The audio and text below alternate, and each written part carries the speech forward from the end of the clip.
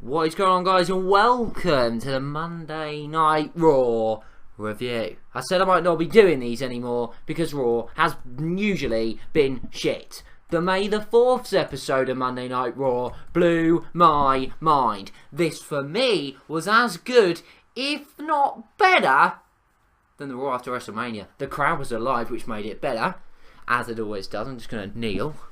But what a Raw.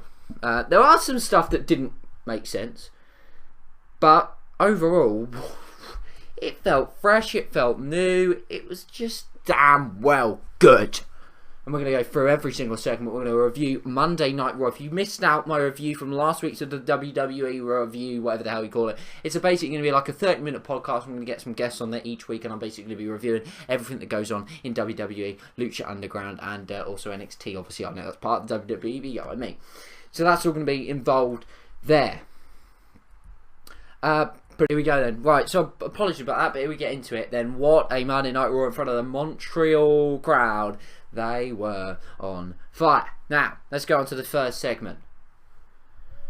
New Day. Well, actually, let me take you right back to what happened first. Alright? We had Randy Orton come out to cut a promo, and I'm thinking, oh god, this is going to be shit. This is going to be so shit. Turned out, it was a shortish promo. Roman Reigns interrupted. Them two created a bit of tension. I like that. I know people say it's a bit cringy at times, but I like the little tension that them two, some of the stuff they were throwing back at each other was very, very good. And then it's a new day. I fucking love it. New Day come out, challenge Randy Orton and Roman Reigns. New Day are harping on. They're fucking sick on the mic. Kofi Kingston is pretty damn good. He is pretty damn good. The New Day are starting to grow on me. I'm still going to chant the New Day sucks because that's the whole point, but I'm starting to like the New Day. I'm starting to like him. So they challenged Randy Orton and Roman Reigns, and I'm thinking in the back of my mind, don't let the tag champs lose. What happened? The tag champs won. New Day, controversially, but they won against Randy Orton and Roman Reigns. It was actually a pretty goddamn good match. There were a few spots that didn't really work, but for me, it worked. It was distraction. It was a heelish win. Very good win. Right people won. Randy Orton and Roman Reigns didn't suffer for it. Kane then came out and said that Randy Orton would face Roman Reigns in the main event of Monday Night Raw. Holy shit, is that one huge. That one is absolutely massive. I could not wait for that match. Bit of a letdown, but we'll get to that in a minute. We then had Ryback and Bray Wyatt. Now, I know a lot of people didn't really like this segment. Ryback's bit, he done okay. The fans weren't loving it, let's be honest. I would have liked Bray Wyatt to have come out and done something, and them to go face to face. I didn't mind what happened. It wasn't an amazing segment, but it wasn't a bad segment. It advanced the storyline, not much to talk of in that one. We then had the Ascension versus Cesaro and Tyson Kidd. Commentary on this was bad. Match itself was very, very good. Cesaro and Tyson Kidd picking up the win. Right team wins again. I fucking love Cesaro and Tyson Kidd. Still my favourite tag team in the WWE.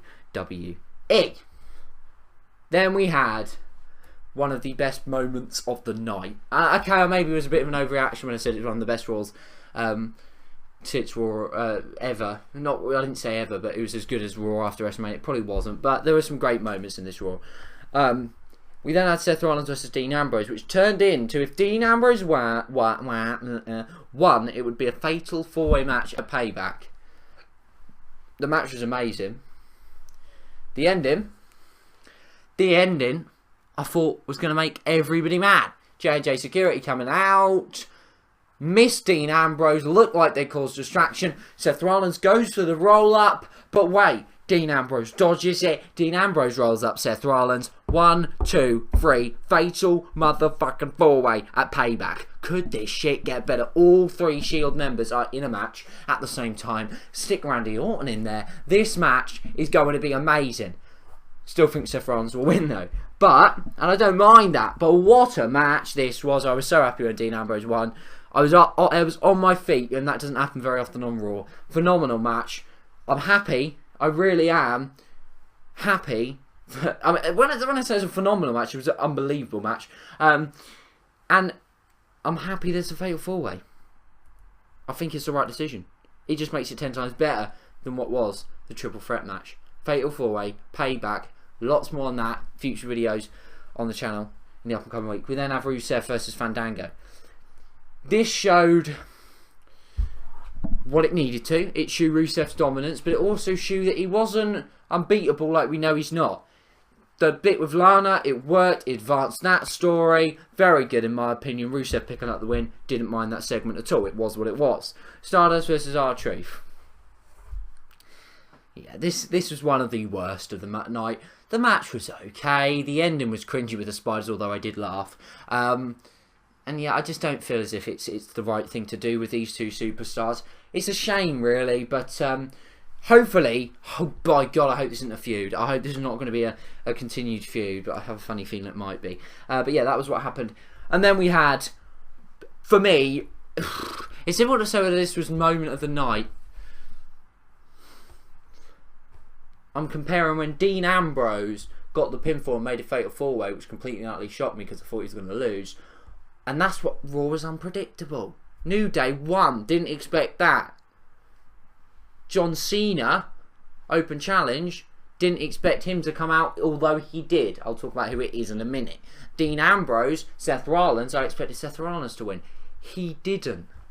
Stardust R-Truth was kind of unpredictable because I didn't know which way it's going to go. There was a tag team match later. Unpredictable ending. I like this. This is how it's meant to be. I've said the thing letting down WWE at the moment isn't the superstars, isn't particularly the storylines, it's the predictability of it.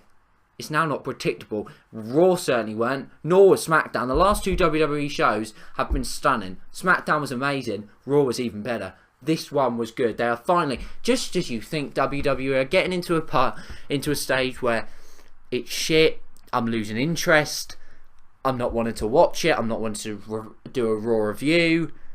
They pull something out of the bag that makes me look forward to the next episode of Monday Night Raw. It's phenomenal how they do it all the time. And I'm right back into it. And now I can have another 5 terrible Raws.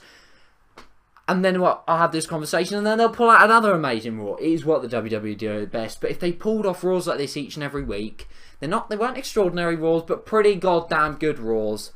Good Raws. Everybody would be happy. Everybody would be happy. John Cena Open Challenge. The segment was a bit boring. I'm not going to lie. I did get a bit bored with the segment. With the promo that John Cena cut. But it was a John Cena cut promo. Then we had Bret the Hitman Hart. Holy shit. I was like, what the fuck? He's coming back. Obviously, I knew we weren't going to wrestle. So anyway, he comes out, says he's going to introduce someone. Heath Slater comes out. That fucking worked. That was a moment of genius from creative. It worked. It was fucking hilarious. Heath Slater was being a twat, but it's funny. And then Bret Hart smashed him with a microphone. It was just a sick segment. And then he introduced Sami Zayn. And I was fucking going olay, olay, olay. I was fucking singing Sami Zayn. I'm in my living room. I couldn't believe it. I saw Sami Zayn. It's like, he's actually there. This shit was awesome. The match itself was fantastic. We knew Cena would win. But just to see Sami Zayn on Monday Night Raw was something special. And give credit to John Cena for that promo. He really did work the crowd quite well. Like it sounded on Bleacher Report. He really did. Congratulations to him. It wasn't bad. But wow, what a performance from Zayn. Zayn didn't look out of place. This shit is what I want to see. Think in 2 years' time.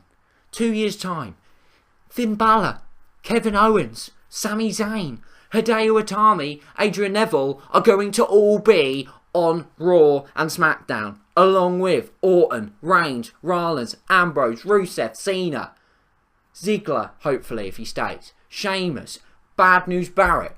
I'm missing out, people, but this show could be amazing. Matches like this, we're gonna. Oh my god, I just can't even speak about it. Sami Zayn didn't look out of place. Sami Zayn looked awesome. I love Sami Zayn, but I like Kevin Owens, Sami Zayn. I like Kevin Owens more, but I fucking love Sami Zayn. Oh my god, and Brock Lesnar. SummerSlam could be sick. I just really hope they get Kevin Owens or Sami Zayn, one of them down there for SummerSlam in regards to on the main roster, along with Adrian Neville. Don't rush them in. You know, you don't need to rush all of them in at the same time. Don't get me wrong, because then NXT is going to be quite shit. But, you know, I think Tyler Breeze and Hideo Itami, perhaps. I don't think Hideo's perhaps ready for the main roster yet. Well, I suppose he is, but they could take NXT further. They've obviously got that hacker who could. Solomon Crow. Who's the other guy that I'm thinking of? Fuck, only knows. But they've got people there that could sort of fulfill that sort of tag team title or that NXT championship spot. But yeah, what a tremendous segment. This was literally one of the segments of the year. One of the best moments of the year. There were the three best moments of the year for me so far on Monday Night Raw have been Brock Lesnar after WrestleMania. That was amazing when he F5'd Michael Cole. Dean Ambrose winning against Seth Rollins, adding it to the Fatal 4-Way, and Sami Zayn coming out and being on Monday Night Raw. Extraordinary. Fantastic. John Cena Open Challenge. John Cena wins, but we all knew that. But Sami Zayn was there. That's all that mattered. Nikki Bella versus Naomi. And can we just give WWE a creative a clap? Because finally they're creating a little bit of a story. A little bit of a storyline. A little bit of a feud that we can get engaged in for the Divas. Tamina Snuka also returned. There was no match. Nikki Bella attacked along with Brie Bella from behind by Tamina Snuka and Naomi. What can I say? Weren't too bad. Then they cut a little promo. I thought it was a good segment. And finally they're getting a good bloody story for Divas, hopefully. Anyway, moving on. Neville, Dolph Ziggler, Sheamus, Bad News Barrett. This felt like it didn't have enough time for me. It wasn't. It was a quicken-ish. Could have gone on longer and it could have been amazing. But I suppose it wasn't a clean win by the heels, but it was a win. And Sheamus distracted Neville, Barrett nailing him with the ball hammer when he off the top right. Oh, fucking amazing. Barrett and Sheamus win. King Barrett, oh, it's brilliant. I loved it. I love Neville. All four of these superstars involved in this matchup, I absolutely love it. And I'd love to see this. If Daniel Bryan has to give up that Intercontinental Championship and needs a couple of months off to just rest, recuperate, Fatal 4-Way on a Monday Night Raw, after Payback perhaps, for the Intercontinental Championship between these four, holy shit. Holy shit. Can't say anything more. Unbelievable. Then we had the main event, which was poor until the end. The match itself was okay, but it didn't really get going. It didn't have a lot of time.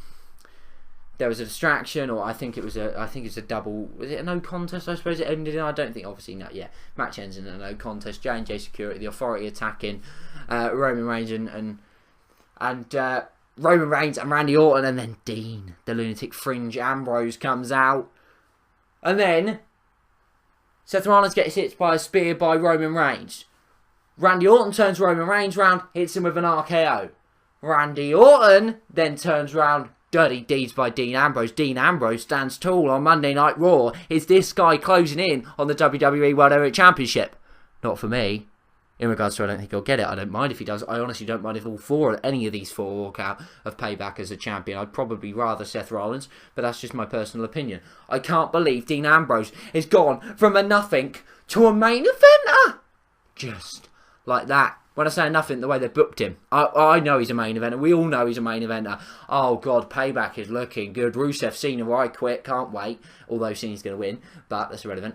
Whatever the hell they choose to do with Divas, it's going to be quite a good matchup. Whatever the hell they choose to do with Neville, Bad News Barrett, Sheamus, Dolph Ziggler, Daniel Bryan, whatever the fuck it is. Oh, it's going to be good. And then the Fatal 4-Way match I just cannot wait for. But what a night on Monday Night Raw. I really enjoyed Monday Night Raw. It was the first Raw in a long time that I've actually enjoyed. Stunning Raw, really enjoyed it.